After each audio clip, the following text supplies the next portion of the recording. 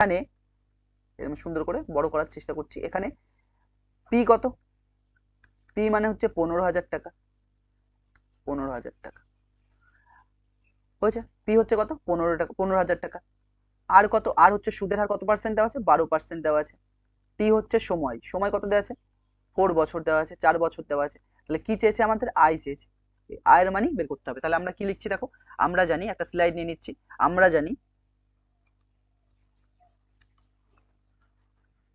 আমরা কি জানি দেখো, আমরা জানি আই ইকুয়াল টু কি হয় ফর্মুলাটা, পি টি আর বাই 100। আয়ের মানই বের করতে হবে আমাদের। আই কে মতো রাখছি। পি এর মান কত দেওয়া আছে এখানে, 15,000 দেওয়া আছে। পি এর মান কত দেওয়া আছে, 15,000।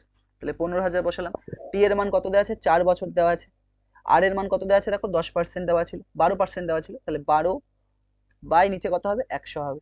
তাহলে এই শূন্য আর এই শূন্য কাটছে, এই শূন্য আর এই শূন্য কাটছে। তাহলে ওপরে কত পড়ে থাকছে দেখো, 4 15 কত হয়, 60। 60 আসলো, একটা জিরো থাকছে। আর কত থাকছে, 12 গুণ থাকছে। তাহলে এই দুটো গুণ করলে কত আসছে, আই ইকুয়াল টু 6 × 12 = 72। মানে 7,200 টাকা কি পাচ্ছি আমি, 4 বছরের সুদ পাচ্ছি, 4 বছরের সুদ পাচ্ছি।